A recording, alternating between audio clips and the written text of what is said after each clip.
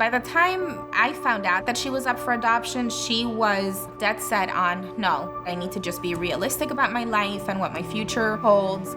That's when she came to me and she said, would you be interested in us adopting you? I didn't think that I would have a family again. I didn't think that I would go to college. I didn't think that I would have love.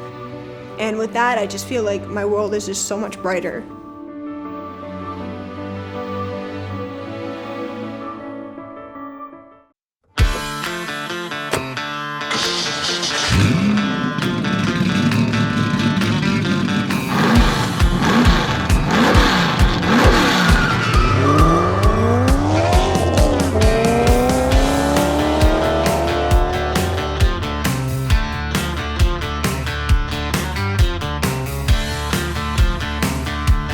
Hey everyone, and welcome to this week's Angel's Garage. We got a great showing for you.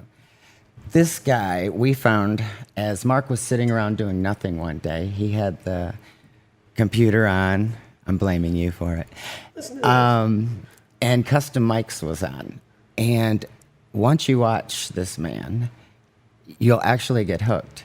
And it's all about cars. He goes to the different car shows. He does so much for the automotive industry. And so we're going to introduce you to Custom Mics. Well, thank you. I appreciate being here on Angel's Garage. And you can lose a whole month at Custom Mics if you want to. Oh, that'd be great. That'd be great. So that wasn't the purpose, but... So why don't you tell us how you got started? Well, do you want the long story or the short story? Whatever one you prefer. Born and raised in Sweden. I got an equivalent of associate degree in automotive mechanics, auto body paint and frame, and I'm the assistant repair group chief in the Army, wow. Swedish Army, and worked. Well, you know, my dad took me to see American Graffiti when I was 11, and you know, I was born in the wrong country. And I grew up around cars and bikes. I mean, I did my first chopper on a bicycle when I was 11. Oh, wow, cool. So my sister's forks got sacrificed. And I got a whooping. But it's my dad's fault because he taught me how to weld. So see? Uh-huh. But that grew into cars and then American cars. And I was in an American car club in Sweden called Wildcats Car Club. Still a member. Oh, cool. And then in '84, me and a friend of mine decided to go on vacation in the United States. And we planned for a year, and we came here, and we landed in New York, did the New York tourist bit, like stupid idiots. And we probably should have died, but... Oh, my. And we flew down to Miami to my buddy's family friends, and we stayed there for a few weeks, buying a car, getting it ready, and... We bought a 72 Olds 98 four-door hardtop. Oh, wow. Ugly brown with a white interior, but it had 2 couches. It was Motel Wheels on 6.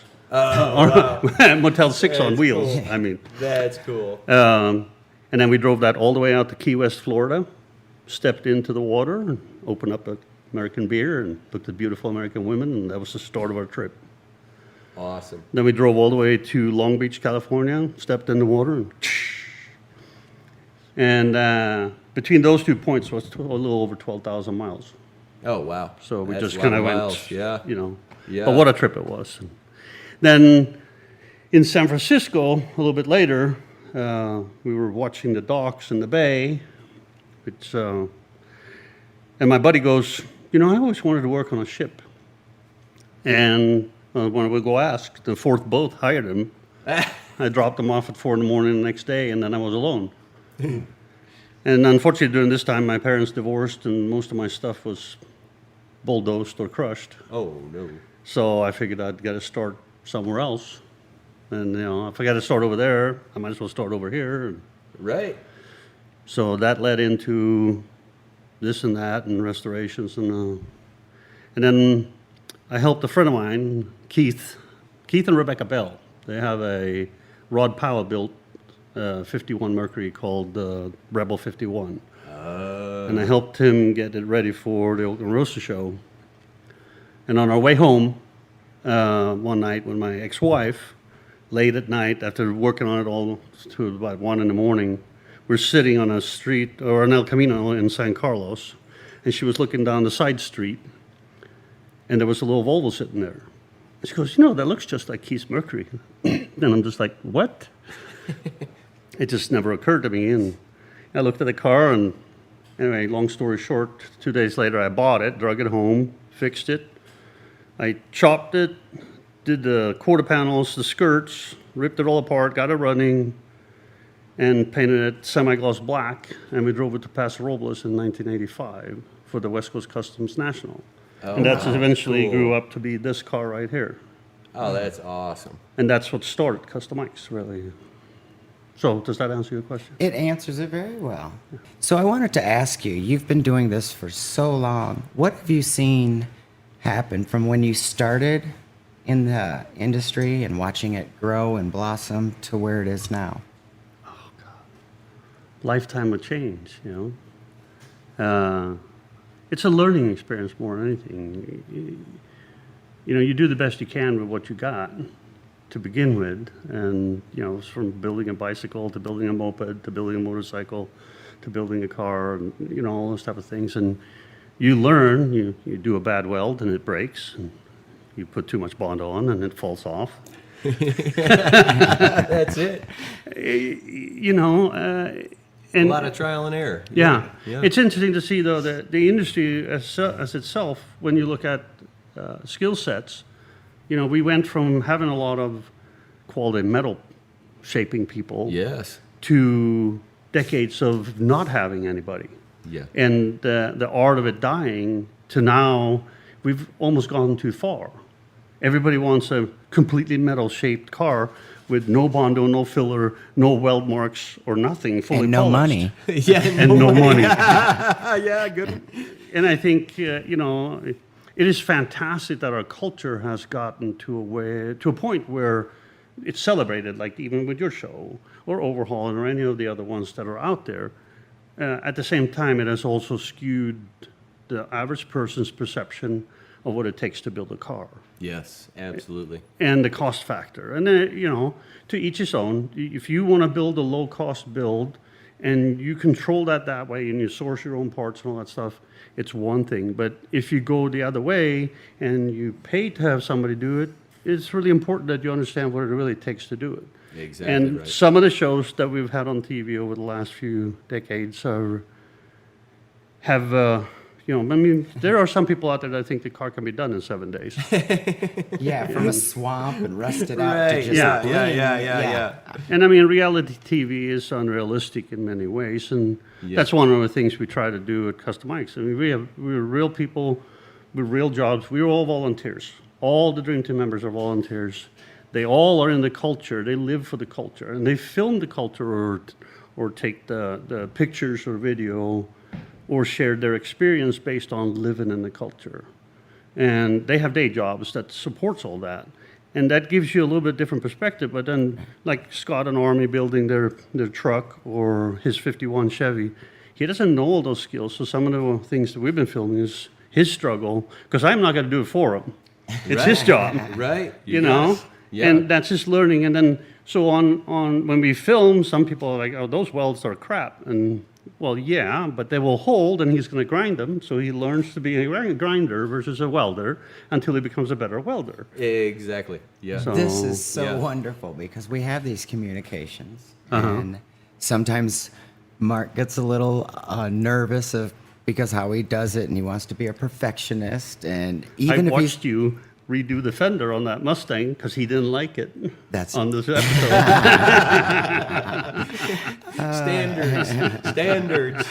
and it's interesting to hear you say that because we see it a lot. It's like people we have talked to think that it's just going to cost a couple of dollars to do this miraculous thing, and they don't understand the depth of it and what goes into it. Cost of materials alone nowadays. Cost of paints. Right. Just off the charts. Everything. Astronomical. Everything has went up.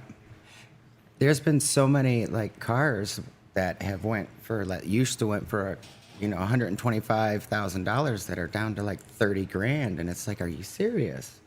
And we've watched it happen, and I don't know if it's got to do with overkill in some way, because they don't show a lot of real work anymore on the shows. Yeah.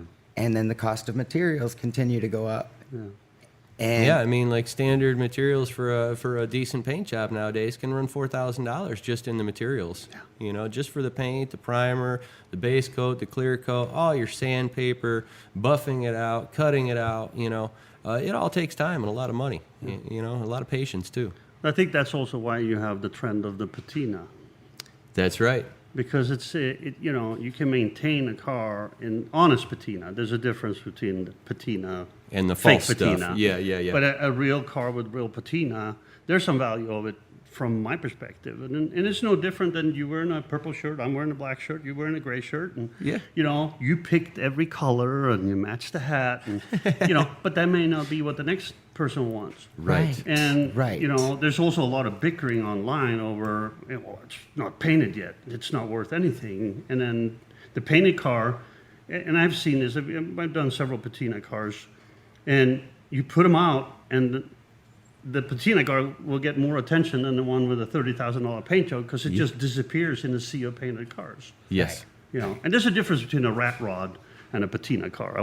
Safety is important. You want to brake, you want to steer, you want to stay in the always car. good things when you're building cars, right? Yeah. I'm not promoting unsafe building of cars, but you know, I understand the budget concern for some people when they build it. And a paint job where you got to buy $3,000, $4,000, $5,000 worth of material, and it's not even on the car yet.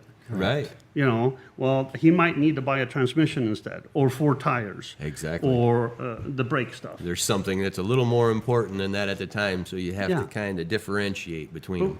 The thing of it is that we have to also then learn to be more tolerant of that level of stuff, because also what we're doing is pushing the next generation away. Exactly. You know, the kid that works for the $15 an hour at the, you know, he can't afford all those things. He'll do the best he can, but he goes to a show and then he gets berated because it's not perfect. Yeah. Right. And you know, And that's you're another just trend forcing, forcing somebody away from the industry rather than welcoming in and Yeah. saying, "Hey, we appreciate that you're trying." Even. Yeah. Yeah. So- Nowadays, if you say, hey, it's beautiful sunny day, somebody's going to tell you to go get hit by a truck anyway. So Yeah. it's just how it rolls these days. And we're going to be right back. Sure. We have a word from our sponsors.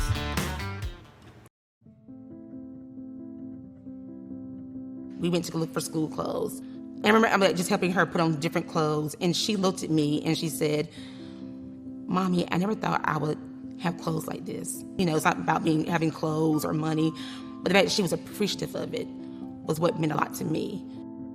Hannah, she had never had a play date with a friend, ever. She'd never had sleepovers, ever. For someone her age to wait that long to have to go.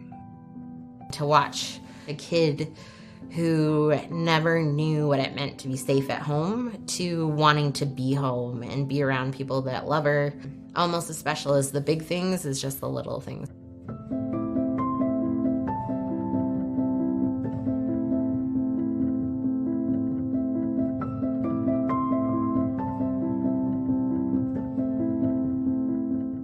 Angel's Garage, the podcast, is brought to you by My Travel Tray. Life on the go just got easier. And by Haymaker Coffee Company. Grab life by the beans. And by Ford Gum since 1913. And we're back with Kustom Mike. How are you doing? I'm doing good. I wanted to ask you about auctions. What do you think about the auctions and seeing the cars of even unrestored cars not getting what they did of yesteryear? It's definitely interesting. It's gotten to a point where I just watch them. But you know, when I worked in the Bay Area, I was the run boy at the auction, the car auction in Fremont for the crash cars and stuff. But so I got to see it from that perspective. And then, you know, when we started the shop. Actually, I started a shop right before it crashed, but Oh, wow. so I went from painting cars and doing customs to painting harvesters and watering trucks. But Hey, whatever you got to do to make it in this industry, right? yeah, But the key of it is at that time, like a Ferrari went for $300,000 was only suddenly worth $50,000, and there's other cars. I remember I watched the Scott Estelle auction a couple of years back, and it was an absolute beautiful crew cab dually, probably an F450 or something, with a cigarette bullet behind it. It was all matching, custom paint with the lines and all that stuff, 90s style. Yeah. Matching wheels on the trailer. The trailer was painted, and it went for nothing. Like, I think it was like 40 grand. Wow. You know, and I mean, that wouldn't even pay for the paint job alone. Yeah. And I've also watched several of the customs, a lot of traditional customs that it went for $20,000, $30,000, $40,000, and you know, so it fluctuates heavily with what's going on, what the trends are, and but yeah, you know, you mentioned resto mods. I mean, you get a number matching one of those. There was 3 Corvettes that had the big tank ones. Oh yeah, the that big went tankers. for complete silly money, and Yeah. and it's just a gas tank swap out. But, you know, I know that sounds silly, but it's like, But that's what when it you is, get into though, the yeah. number stuff, it's about I have the correct mug for this table. And, you know, yeah, it's the right Exactly. microphone and the numbers are correct. And, Yeah. But, you know, that cup might cost you $100, but it's just a 30-cent cup, you know. Yeah. And so then you have to make decisions about, you know, the finance and what you can afford to do, and Yeah. the project starts to kind of take a shape of its own. At the same time, if you're looking for a car and you have some money, the Thursday, Friday And auctions so- are yes. a excellent place. Yes. But don't buy it without go looking at the car, because buying it online, buyers beware. Now, there are some good auction houses. Absolutely. I love Yeah. a few of them, but there's some that I think that have oversaturated. And their lineup is really like, I could drive down the street right now and see them in a lot, and they're next to like a... The classics. Yeah, and it's street like rides next and- to a yeah. Mach 1 R code is sitting a Subaru from 1981, or 2005 has even been It's on a there. numbers game. Yeah. And that's what's, I think that's bringing it down a little bit, because it's hard to sit through some of these. I mean, there's some really quality ones, but there's some that I think oversaturate. Yeah, I think it'd probably serve the customer better if they were more focused on the genre or whatever and did it that way. right? Exactly Exactly. right. Yeah. But you yeah. can't sell 10 of the no-name brands without having a couple of Oh, the a couple of the hitters good in ones. between. Yeah, you know? you got it. You I got mean, that right. follow the money. Yeah, that's it. Follow the money. That's it. So each weekend you went out to these different car shows and videoed it live. Do you do it all year? Whenever something comes up that piques my curiosity or I happen to be at, it started with pictures. I was actually working for an insurance company on the crash side, and I was doing an awful lot of traveling, and I was bored to tears in the hotel rooms, you know, gosh, eating alone and Yeah. And my wife actually bought me a little Coolpix S6000, little pocket one, you know. Oh, that's And then I started going to car shows instead. You know, if it was a cruise night or whatever, and I'd take pictures and I put it on Facebook, and you know, and then years along, then people started liking it, and then that evolved into better cameras and more stuff, and then we built the dream team, and I have a whole bunch of really, really quality people that have the eye and the heart. yes. And yes. love the industry, but and that's kind of what Yale's like. We're kind of an eclectic group of people. But that led into then videos, and I just started videoing what I was doing. You know, here's how I'm making a skirt or whatever, and I wasn't very good at it. But then I started doing more and more lives at the show, and it seemed like everybody was responding better to it. And we've just grown into that and gone through the equipment stuff, and like we talked about microphones and this, that, and the other. And Yeah. so Isn't it interesting when you go out there and you see how many friends and family work together on a project? The car culture is an incredible type of glue. And one of the things, like, I'm going to take this opportunity, pound custom culture without borders. Because it doesn't matter if you're here working on cars, we're still going to go out and look at your stuff, and I'm going to video it a little bit. And, you know, But if you're here or Japan or Timbuktu, I mean, there's those little waterway runners in Vietnam where they got 3-cylinder diesels on it with turbos, and they're running. You know, if it's cool, we want to be part of it. And I remember one year I was going to Santa Maria, and I wasn't finished with the regular car, but I had the shop car hauler. So I figured, what the heck, I'll take the car hauler. I'm coming up over the pass, and there's a rat rod there on the side of the road in the fog. And I'm like, well, I got an empty car hauler. I pulled in front of him, you know, and he's from overseas, can't speak English, bought a rat rod in LA to go to meet his friends at the West Coast Custom shows, right? And so I'm like, you know, we pointing and figuring. He pulls out the paper with this West Coast Custom. I was like, I'm going to West Coast Custom. He's like, I'll pull you on. So we pulled him on, and I take him there and drop him off. We couldn't communicate a single word.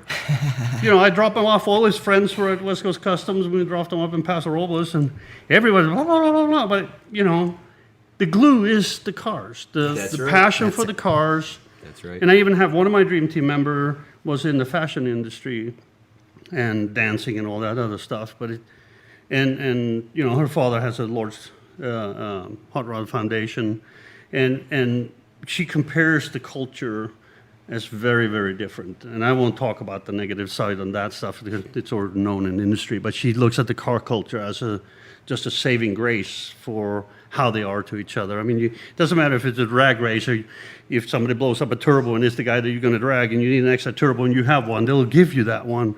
You know, and I love that part. Yeah. And that's also part of every one of my Dream Team members, the eye and the heart. That's a key thing. And people helping people. Yes. Yeah, because it takes a lot of work to get it all done. Yeah, there's no car that's built by one person alone. No. Have you watched, have you ever had to chase any parts?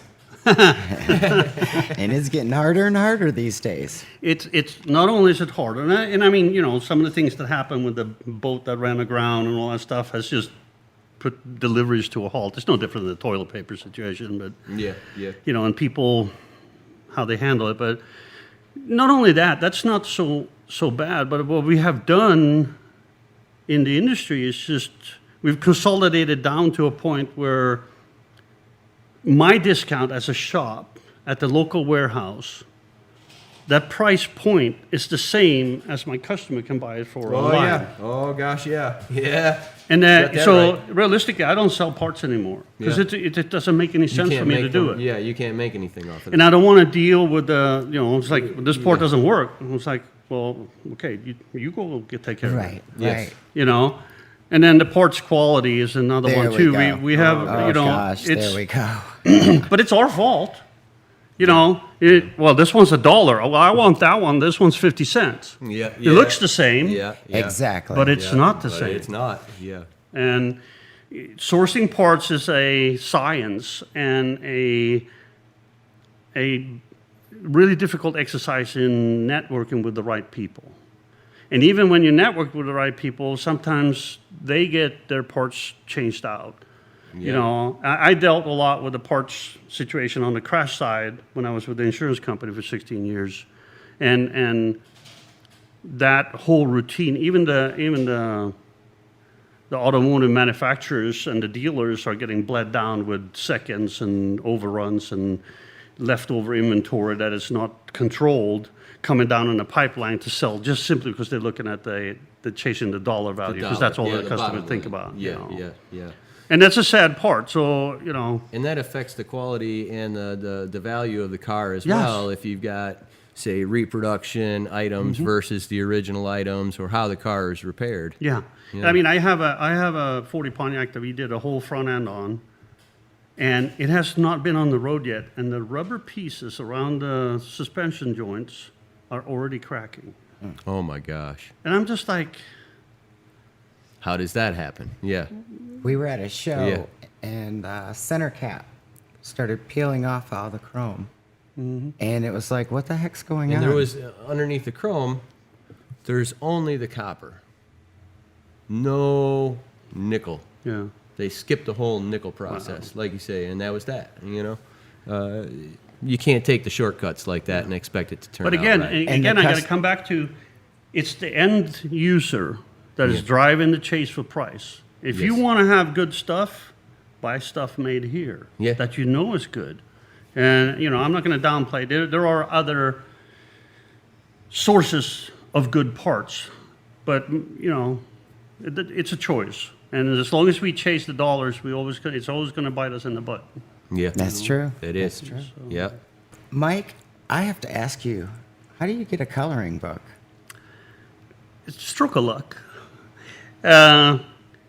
We were invited out to Muscles and Mojos, the morning cruise at the Murphy Museum in Oxnard, and through that, and we talked to Fireball Tim Lawrence, and he wanted to go do some live shows at some places, and out of that, he spun it off on me, and he's a good salesman. Yeah. But it's a really, what we want to do with, you know, we've been all self-funded, all volunteer, pushing our content. And the whole goal was just to have, we want to build an undeniable body of work while we're learning how to do it. Oh, yeah. And even this right here is a learning experience that I'm grateful for, so thank you guys. Oh, thank you. Thank you. But he suggested a fall coloring book, and I, you know, at the time, I'm like, he wants 19 cars in there, and I'm just like, oh, I don't know if I built 19 cars. And then I went home and looked, and I'm like, okay, I built a few.